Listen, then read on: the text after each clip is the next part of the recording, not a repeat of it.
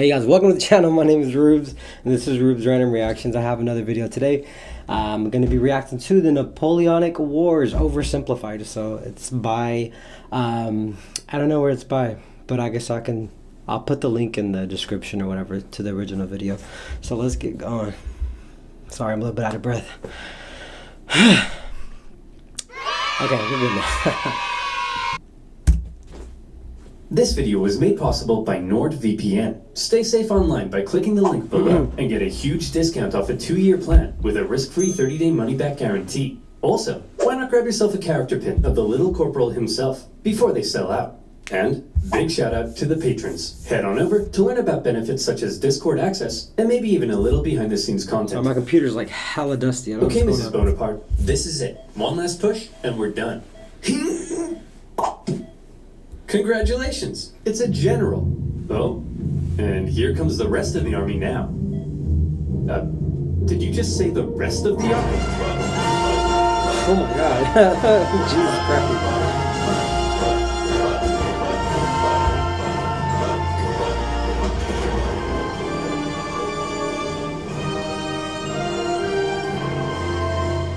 What the hell? That's crazy.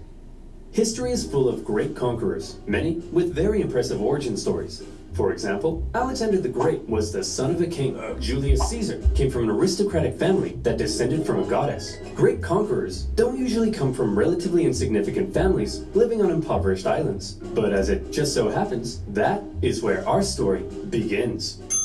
In the early 18th century, the island of Corsica was a part of the Republic of Genoa, until one day Corsica said, hey, we're declaring independence, and it's probably not worth your time to try and stop us. So Genoa said, you're right, it isn't worth their time. Hey France, you want to buy this island? And France said, sure thing. And thus, Corsica became France, just in time for Napoleon to be born French. Or did they sell it to France? Didn't appreciate their new conquerors, however, and from an early age, Napoleon developed some fairly anti-French sentiments. Napoleon's dad, however, quickly embraced his new French overlords, which created some tension between dad and son. Ooh, look at me, I'm dad. I wear powdered wigs and silver-buckled shoes, and I'm a traitor to the Corsican people. Go to your room, Napoleon. No, you go to your room, Dad.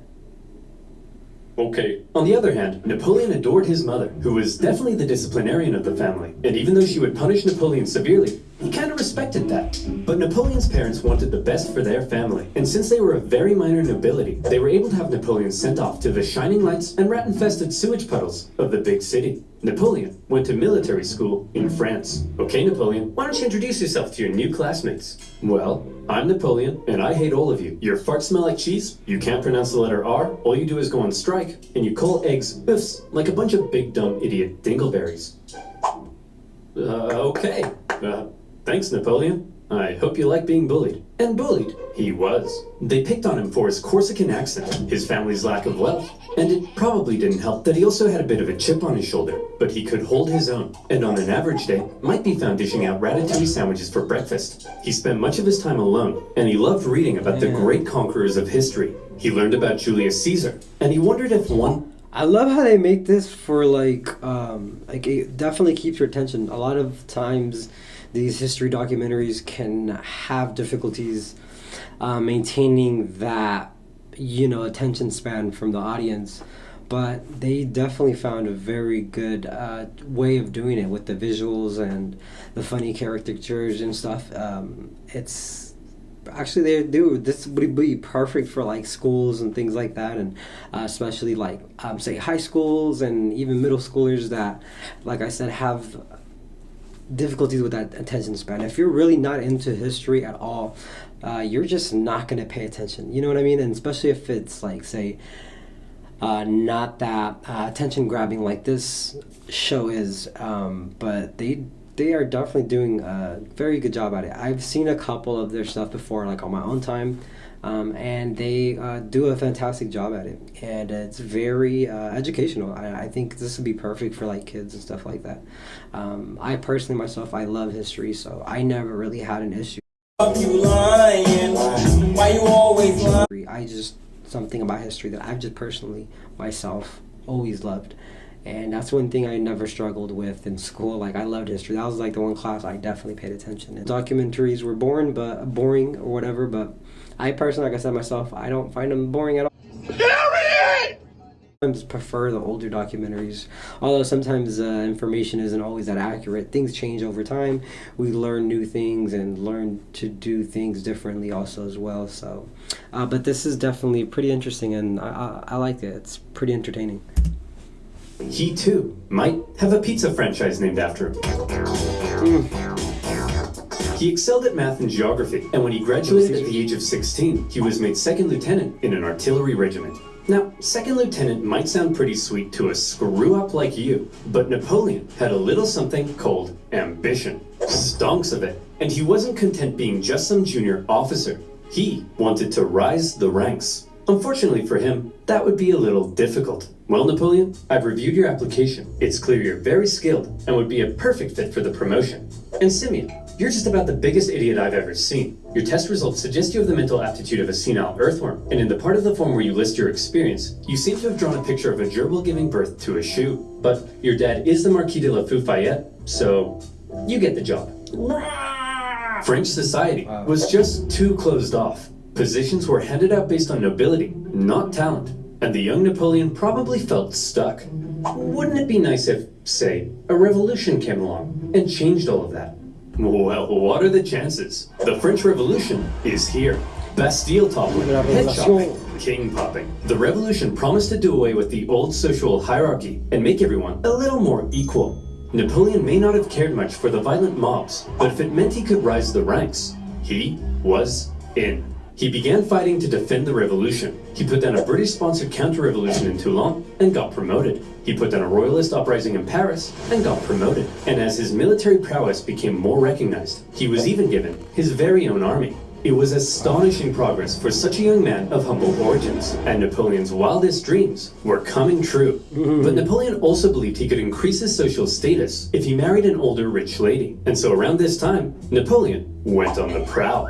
However, if some sources are to be believed, he was a verified creep. He reportedly had terrible luck with women, and most wanted nothing to do with him. Fortunately, he eventually met Josephine, an aging single mother who was deeply in debt and needed stability, so she agreed to marry him despite finding him intensely disgusting.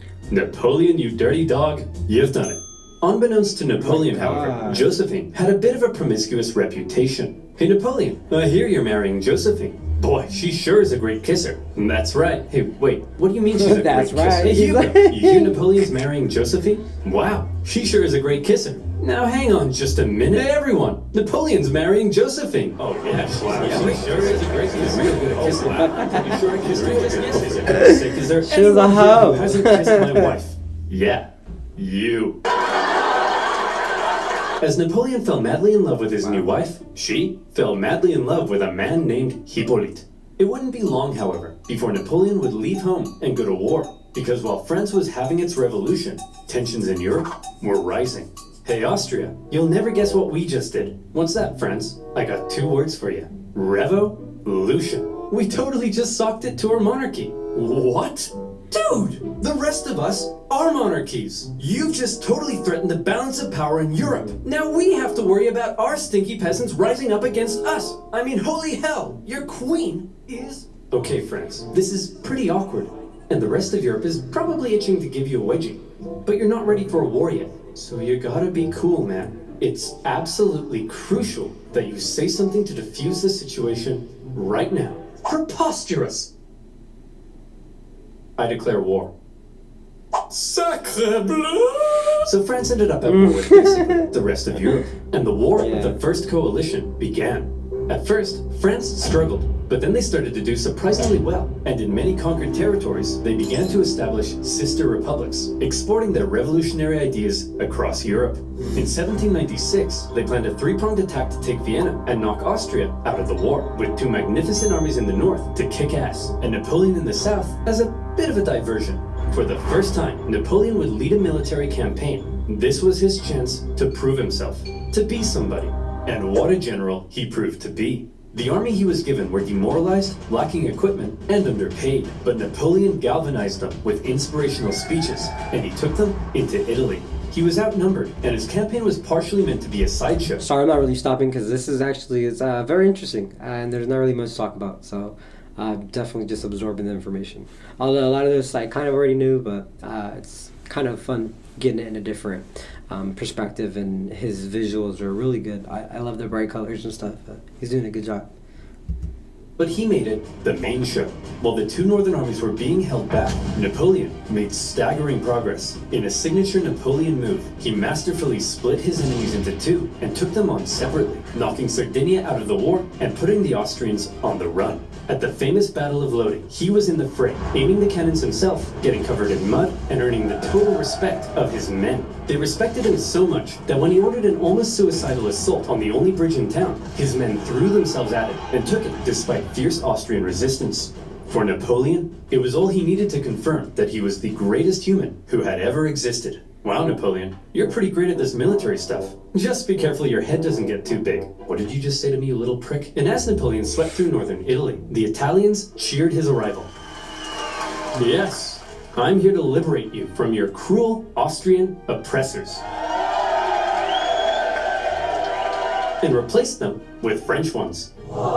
Napoleon plundered as he went, sending riches back to France to help its economy, but also paying his men the first real money they'd seen in years. The Pope had been supporting the Austrians, so Napoleon briefly went to go give him a slap, and as he began to approach Vienna, the exhausted Austrians were forced to make peace, with Napoleon overseeing negotiations himself.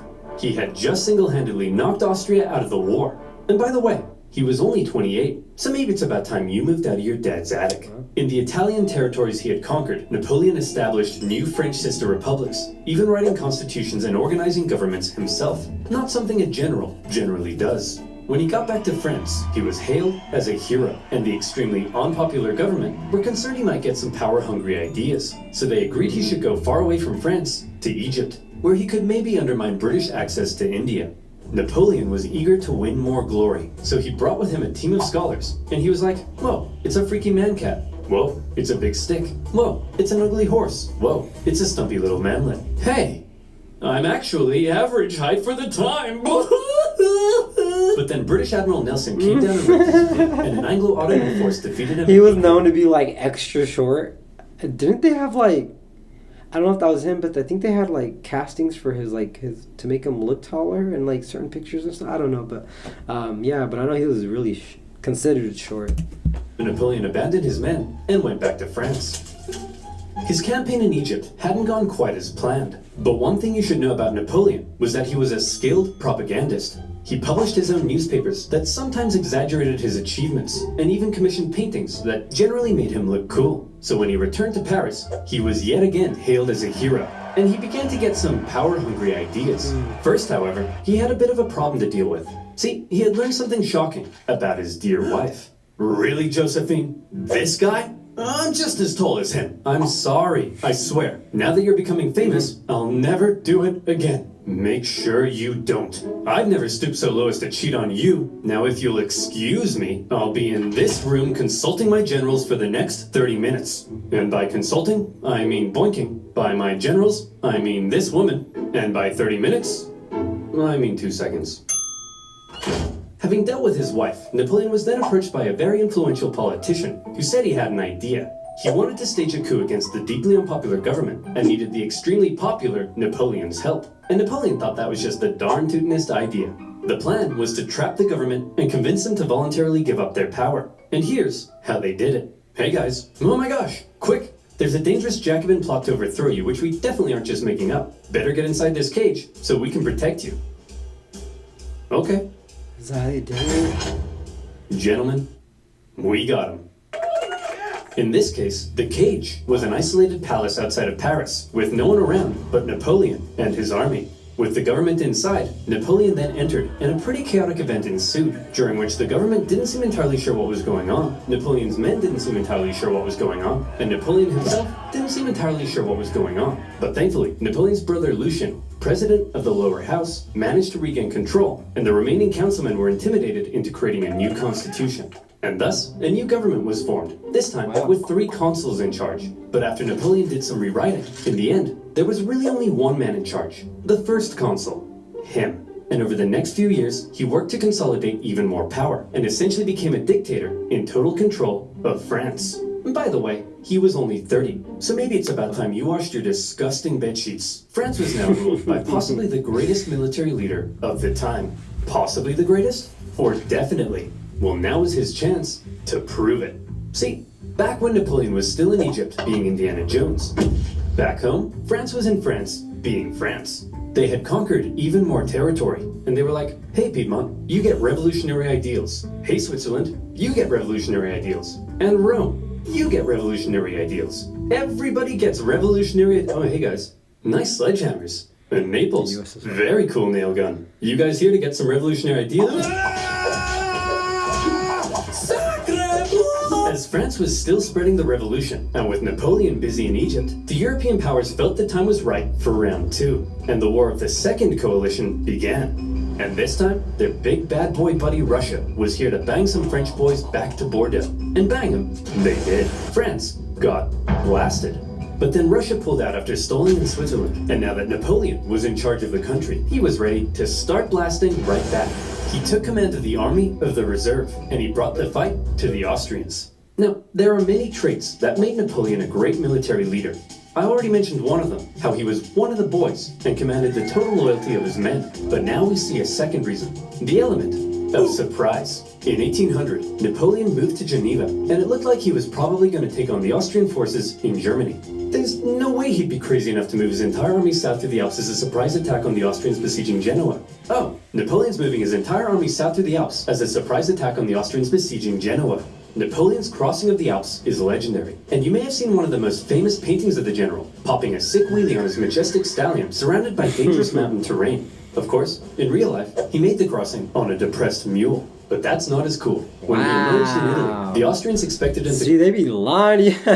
He wasn't even on a horse. I guess it wouldn't look as cool if he was on like a mule, you know what I mean? On a donkey. Like, I guess, yeah, but propaganda, dude. Like, they were even doing it back then. Break their siege, but Napoleon went for their supply line near Milan, forcing the Austrians to meet Napoleon head-on at the famous Battle of Marengo.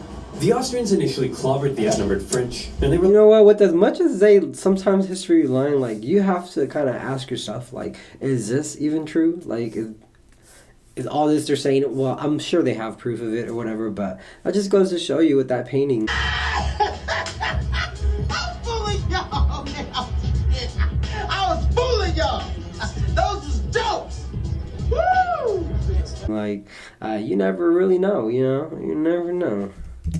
Declared that the revolution is over, adding, I am the revolution. Napoleon's head could be seen for miles. Of course, not everyone was happy with Napoleon's reforms. Conservatives felt he was too radical. Radicals felt he was too conservative. But since Napoleon was a dictator, opposition could usually be stamped out with some good old-fashioned iron fisting. In 1804, Napoleon took one last major step. After some failed attempts were made to assassinate him, he wanted to strengthen his position and ensure his dynasty could live on after him. And so he decided being first consul for life simply wasn't quite enough. He decided he should become emperor. He held a vote, asking the French people if they were cool with the idea, and they returned a definitely not rigged 99.9% in favor. The ball's on this man. And so on the 2nd of December, Definitely not rigged. 1804, in an elaborate ceremony at Notre Dame, Napoleon was made emperor. The Pope was even invited to attend, and normally he would crown an emperor, but to make sure everyone knew this wasn't some Charlemagne-style circular power division, Napoleon lifted the crown and placed it on his own head. Like I said, the ball's on this man. He was now emperor of the French. Well, Napoleon, you were a general, then you became first consul for life, and now you're an emperor. Is it enough yet? Is your ambition finally satisfied? I don't know, Pierre. What comes after emperor? I would say God, sire.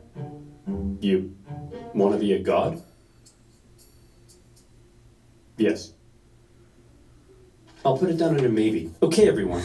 What the hell is going on? This Corsican guy showed up out of nowhere, and he's kicking our ass. He's exporting the ideas of the French Revolution wherever he goes, and he just declared himself king of Italy and emperor. He can't do that. I'm the emperor. Oh, hey, fellow monarchs. I see you're having a monarch party. My invite must have got lost in the mail. I'll just set up a spot right here.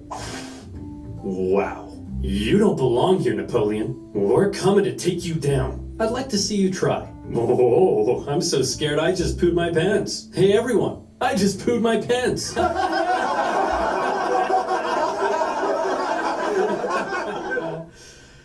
No, but I did did just poo my pants. Before Napoleon declared himself emperor, the British had already redeclared war on France because both sides had been violating their previous treaty. Napoleon immediately occupied Hanover and then began making plans for a great British invasion, partially paid for by selling a huge chunk of land to the United States. Louisiana. Napoleon gathered his army along the English Channel. But here was the problem. While Napoleon's powerful army would almost certainly obliterate the British on land, there was very little chance he'd actually make it across the Channel, because Britannia ruled the waves. Yeah. This power dynamic would keep the two traditional enemies from engaging in much real direct combat throughout the Napoleonic Wars. However, the British had something else up their sleeve: copious amounts of money.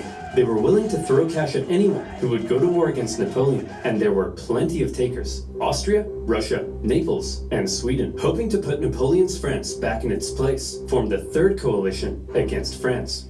The coalition forces probably thought that this time they stood a chance. They weren't prepared for the total humiliation they were about to suffer. The War of the Third Coalition was Napoleon at his best. We've already learned two ways in which Napoleon was a great military commander, but here comes one of the biggest reasons: speed. He had reorganized his army into corps, which were themselves basically small armies. Each had their own infantry, cavalry, and artillery, and as a result, was able to act more independently. They spread out through the countryside, and by living off the land, rather than relying on heavy supply trains, they were able to move extremely quickly. Napoleon would traverse massive distances, outmaneuver his enemies, isolate them, and then move in for the kill, before they even knew what was going on. Lightning warfare leading to total destruction. Would you like to see him do it? Here we go. Part of the coalition's plan was for the Russians to meet up with the Austrians and take on Napoleon together. Combined, they could turn the tide against him, so Napoleon needed to stop them from ever meeting. But he's all the way over in Boulogne. No problem. In a matter of weeks, Napoleon marched 200,000 men, in secret, encircling Austrian General Mack and capturing his entire army. A devastating blow. Napoleon later remarked, "I have destroyed the Austrian army by simply marching." Next, he turned to face the approaching Russians. Okay, it looks like the French are coming for us, but check this out. I've got an amazing idea. When they approach, we run away. Sir, you're a genius. The Russians began to retreat with Napoleon giving chase, and since his tactics relied on quick victories, this could be a problem, especially because the longer the war went on, the more likely it looked other countries may join the coalition against him. But Napoleon knew the Russian Tsar, Alexander I, was young and seeking glory, so he came up with an idea to lure him in. He sent him a message. What does it say? It says, "Hello, I'm just a little baby boy, and I'm very scared." Are you talking like that, or is he? He is, sir. Why is he doing that? I don't know, but it's very cute, helpless, and vulnerable. A little baby boy, eh? Very scared, eh? Cute, eh? Boris, get my crossbow. We're going hunting. The Allied forces turned to face Napoleon, who they now believed was in a vulnerable position. He was set up at Austerlitz, and to make it look like he was retreating, he had even evacuated the high ground.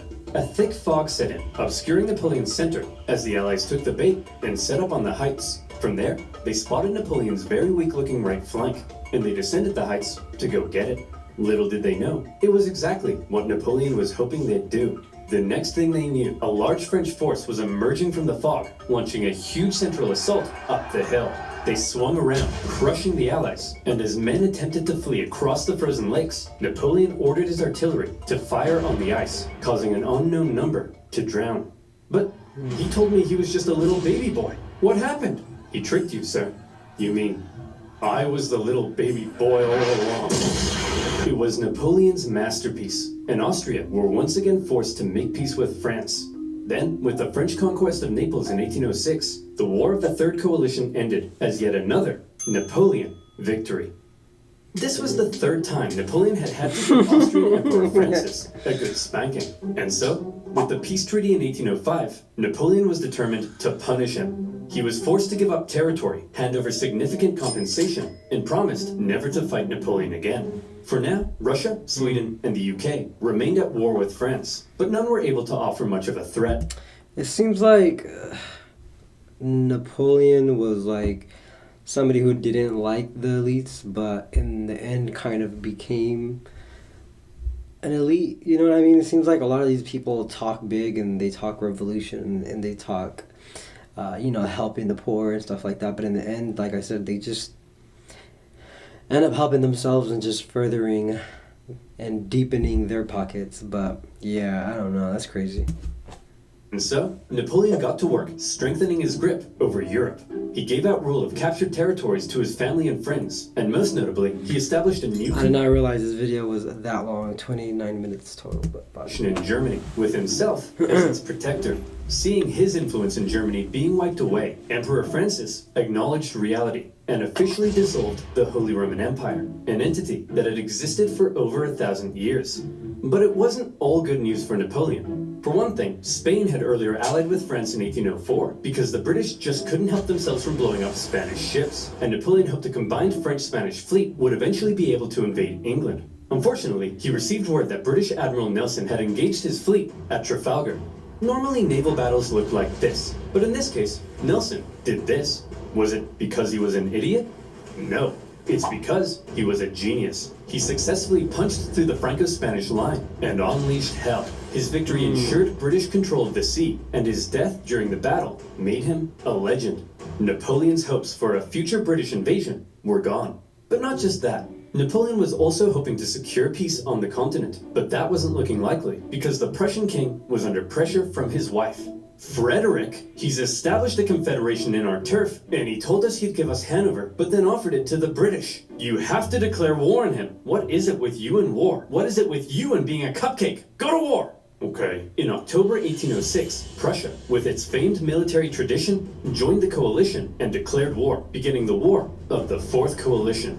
Unfortunately, Prussian King Frederick William III wasn't the smartest tool in the shed. Look at him over there, being all French. Makes me sick. Boys, we'll get him this time. But here's the thing. This time, we have to stick together. Do not under any circumstances face Napoleon by yourself. You all saw what happened to Austria. Hey, where'd Fred go? Hey, you jerk. Think you're some kind of big shot? Huh? Wanna tango with Fred? You don't got the cojones. We're screwed. Without consulting its allies, Prussia had gone ahead and sent Napoleon an ultimatum, demanding he move all his forces out of Germany. Now, some of you watching this video probably can't even wipe your own bum yet, but even you know, you don't just send Napoleon an ultimatum. Obviously, Napoleon went in for the kill. Prussia's army was quite outdated, so when they met Napoleon at the twin battles of Jena and Auerstedt, it wasn't even close. Even Marshal Davout's heavily outnumbered corps at Auerstedt sent the Prussians running, and Napoleon carried out a ruthless pursuit of his fleeing enemy, taking Berlin and within a single month decimating the Prussian forces. Frederick William and the remnants of his army moved to the east. At this point, Napoleon's forces were pretty tired. Winter had come, and conditions were miserable. He anticipated both sides would settle into winter quarters, but Russia decided to try their hand at an unexpected winter attack. A series of brutal battles followed that took a heavy toll on both sides, including the vicious Battle of Eylau, fought in blizzard conditions. Men froze to death, and many deserted. The Russian artillery tore the French to shreds, and Napoleon himself was momentarily under risk of being captured. In the end, the French army was saved thanks to a legendary cavalry charge by Napoleon's flamboyant cavalry commander, Murat. After the horror inflicted on both sides, they decided it might be a good idea not to do any more fighting until after winter. Then, after winter came, and the fighting continued. The Russians were pushed back to Friedland, where Russian General Bennigsen made a bit of a blunder by positioning himself with the Aller River to his back. The French artillery were able to pin the Russians between the river and their concentrated gunfire, a major element in Napoleon's fighting style, and many Russians drowned as they tried to escape. War of the Fourth Coalition. Victory, Napoleon. Woo! That was a long one, but interesting nonetheless. They should definitely use this for schools. Like, I feel like it'll just definitely just be able to hold the attention span of a child. Give me your fucking money! Than say some black and white documentary from, the 80s or the 70s for that matter. But yeah, definitely, guys. Don't forget to like and subscribe. That'll be definitely greatly appreciated. Thank you, guys. It was a long one. I might make a second one. I don't know.